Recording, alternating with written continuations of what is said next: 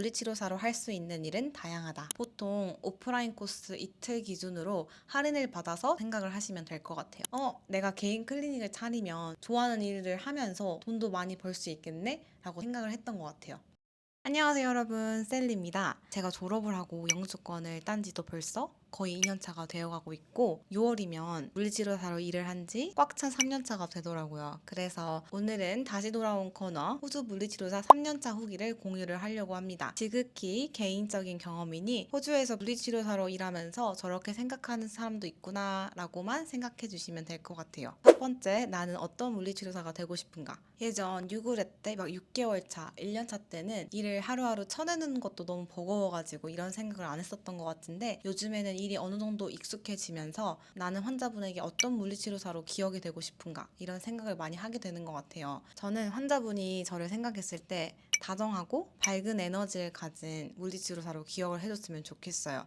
제가 생각하는 다정한 사람은 이야기를 잘 들어주는 사람? 그래서 내가 고민이 있을 때 뭔가 스스럼 없이 터놓을 수 있는 사람이라고 생각을 하거든요. 이 영상을 보는 사람 중에 무슨 말이야? 당연히 실력이 중요한 거 아니야? 라고 생각을 할 수도 있을 것 같아요. 물론 실력이 너무 중요하죠. 실력이 중요하지 않다는 말이 아니에요. 물론 실력을 높이기 위해서 물리치료사는 끊임없이 노력을 해야 된다고 생각을 합니다. 근데 물리치료사라는 직업은 사람 대 사람, 즉 관계로 엮여 있잖아요. 그래서 환자랑 치료사 중에 감정이 오갈 수밖에 없다고 생각을 하거든요. 제가 환자분의 불편한 부분을 평가를 하고 그 부분을 위해서 치료를 해줘야 되는 입장이다 보니까 저 혼자서 말을 막 많이 하려고 할 때도 많아요. 왜냐면 저는 30분이라는 제한된 시간 안에 그 환자분에게 알려줘야 될 정보가 너무 많으니까요. 근데 그럼에도 불구하고 환자분의 마음을 듣고 공감을 하려고 하기보다 제가 계속 가르쳐 주려고 하는 입장에 있다 보면 환자분들이 마음을 닫으실 때도 있는 것 같더라고요. 제가 더 공감을 하고 듣는 입장에서 있으려고 하다 보면 환자분이 자기 아픔까지도 공유하는 것을 몇 번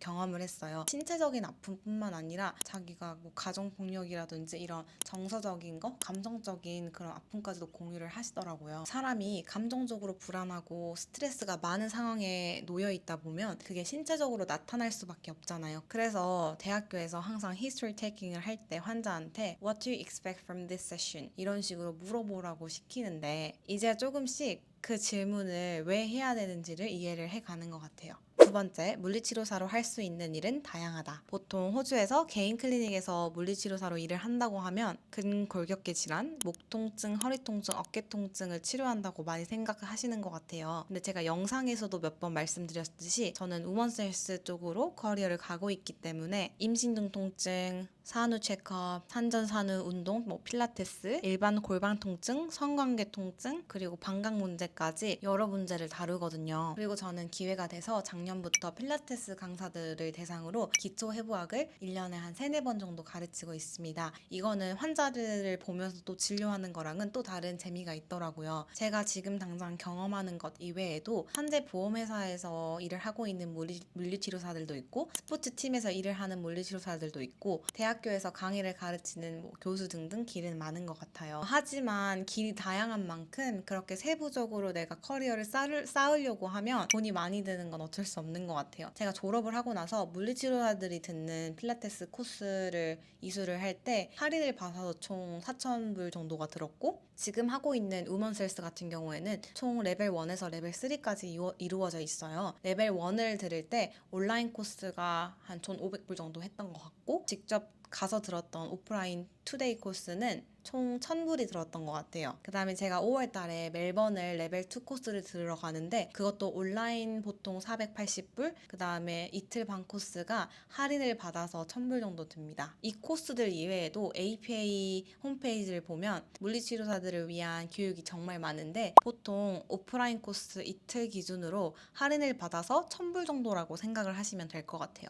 마지막으로 보스가 된다는 건 쉽지 않구나 라는 생각을 했습니다. 물리치료사라면 마음속에 내 이름으로 된 클리닉을 가지고 싶다라는 꿈을 가지고 있을 것 같아요. 저도 뉴그렛으로 일을 하면서 하루에 환자를 17명에서 19명 정도 볼 때는 내가 개인 클리닉을 차리면 좋아하는 일을 하면서 돈도 많이 벌 수 있겠네? 라고 단순히 생각을 했던 것 같아요. 그런데 제가 이 클리닉에서 작년 7월부터 서브 컨트랙터로 일을 하면서 보스가 된다는 거는, 사업을 한다는 거는 진짜 쉬운 일이 아니구나라는 생각을 하는 것 같아요. 제가 인플로이로 일을 할 때는 케이스로드에 대해서 그렇게까지 신경을 안 썼던 것 같은데, 사실 보스는 환자를 치료만 하는 게 아니라 환자도 관리해야 되고 직원들도 관리해야 되고 새로운 환자를 유입하기 위해서 마케팅도 생각을 해야 되고, 그다음에 렌트비, 전기세 등등 모든 비용도 생각해야 하잖아요. 근데 이 중에서도 제일 힘든 거는 사람을 대하는 거, 직원들을 관리하는 것 같아요. 그 직원들 개개인의 성격도 다르고 그렇기 때문에 원하는 것도 다 다르다고 생각을 했어요. 마지막으로 제가 뉴그렛 때는 3, 4년 차 피지오가 되면 환자를 볼 때 막 더 이상 걱정 안 할 것 같았고 다 알 수 있을 것 같았고 돈도 진짜 많이 벌고 있겠지라고 생각을 했는데, 가면 갈수록 더 어려운 것 같아요.